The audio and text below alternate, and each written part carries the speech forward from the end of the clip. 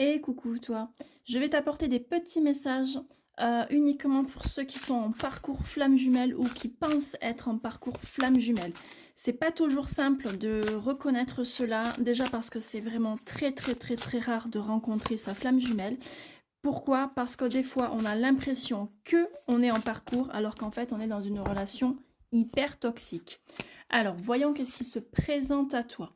Là on m'indique que l'univers pour t'aider à surmonter cette épreuve, va mettre sur ton chemin une âme sœur. Donc ça peut être une amitié, comme ça peut être en fait une autre personne avec qui tu vas avoir une relation sentimentale pour t'aider à cheminer justement et pour éviter de te sentir mal sur ce parcours qui peut être très difficile.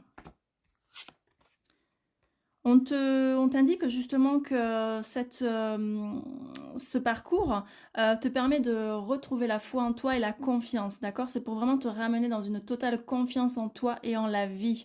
Voilà, on te dit vraiment qu'actuellement tu vis des moments difficiles, c'est vraiment obscur, mais ça fait partie du parcours et c'est pour justement mieux retrouver ton autre flamme. Là, ce qu'on t'indique, c'est que vraiment grâce à ce parcours, tu vas pouvoir, en fait, si tu veux, acquérir plus de liberté, plus d'autonomie, de te sentir vraiment toi-même, de te sentir libre pour offrir justement à l'autre et inversement, ben en fait, voilà, un destin vraiment meilleur. Donc ça va te permettre vraiment ce parcours de mettre en lumière ce pourquoi tu es ici, d'accord? Donc t'apporter de l'amour inconditionnel et d'accomplir ce pourquoi tu es là. Et une fois que tu seras accompli, ça va te permettre de retrouver ton runner et inversement avec le chaser. Sur ce chemin, tu dois réapproprier ton corps, tu dois l'écouter, tu dois le respecter et tu dois l'aimer. Tu dois prendre soin de toi. On t'invite ici justement à plonger à l'intérieur de toi. On te parle d'introspection, on te parle de rééquilibrage, on te parle de méditation, on te parle de balade en forêt ou autre. Vraiment de prendre soin de toi. C'est pas uniquement, voilà, je fais les boutiques. Je regarde une série télé, non, c'est vraiment pas ça. C'est pas que ça. C'est aussi profiter de l'entourage. Voilà, c'est apporter de l'amour aux autres, c'est en recevoir, c'est s'en apporter soi-même. Donc, comme je dis, voilà, donc c'est vraiment faire des choses pour soi, mais des choses, pardon, qui nous nourrissent en fait, qui nourrissent notre âme. Pendant ce parcours, tu peux avoir justement des émotions qui vont être exacerbées. Là, on parle vraiment d'émotions et de sensibilité. Là, ça va, en fait, ce parcours va toucher profondément ton cœur, d'accord? Mais on te dit que justement, tu as cette force à l'intérieur de toi et que tu es capable justement de surmonter tout ça.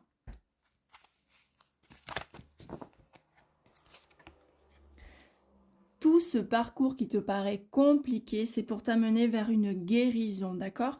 C'est très exigeant. L'univers est très exigeant avant de vous permettre en fait de vous réunir, hein, qu'il y ait cette fusion entre vous. Il faut guérir en fait toutes vos blessures qui entravent finalement votre liberté et qui vous isolent et qui isolent aussi cet amour que vous avez mais pour vous-même, d'accord? Donc là, on est vraiment sur l'amour inconditionnel de soi avant de pouvoir le partager.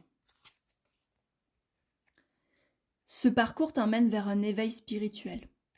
Il est dit, je dis bien il est dit, que l'on rencontre sa flamme jumelle lorsque nous sommes dans notre dernière vie d'incarnation. Donc, il est dit que automatiquement, on retrouve et on fusionne avec sa flamme jumelle dans notre dernière vie d'incarnation. Donc c'est pour nous aider sur notre éveil spirituel et c'est pour cela que le chemin est long et difficile, d'accord? C'est vraiment quelque chose d'intense, on va explorer nos profondeurs, on va vraiment être dans les dépassements de soi, d'ouvrir sa conscience à la spiritualité, d'accord?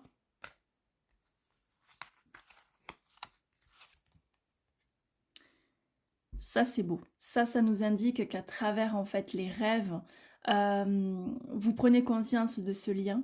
Vous prenez conscience, justement de oui, de tout ce qui vous unit, vous réunit et vous pouvez rêver l'un de l'autre. Même s'il peut y avoir une distance géographique importante, il y a quand même ce lien et ce lien n'est jamais coupé.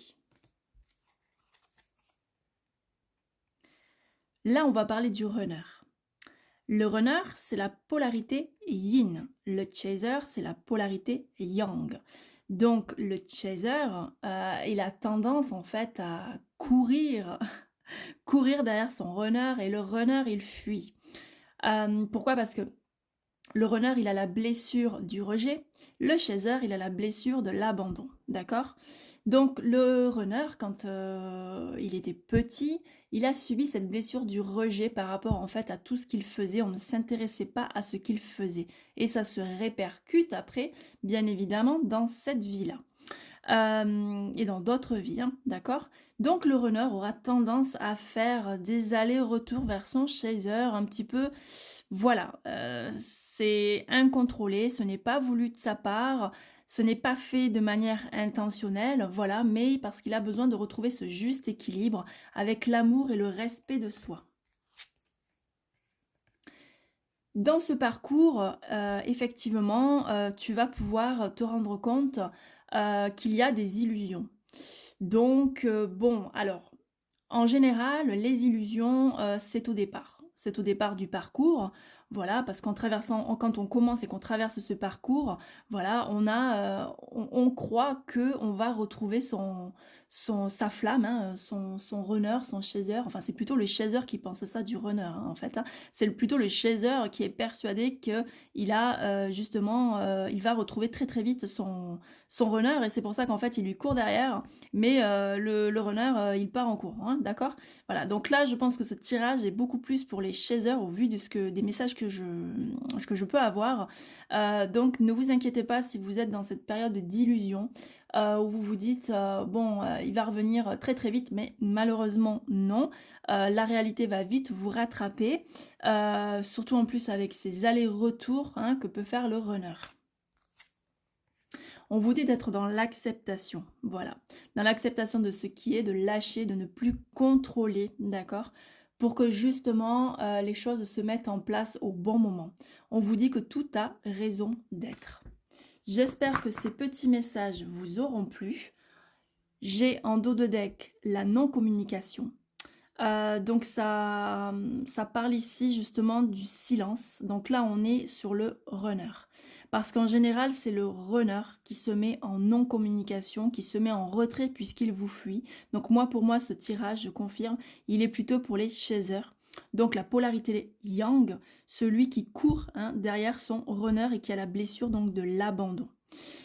Donc, ami chaser, c'est normal si ton runner, il est dans le silence, il est dans la non-communication. Ça peut être compliqué pour toi, mais sache que c'est aussi très compliqué pour lui ce parcours, ce chemin, d'accord?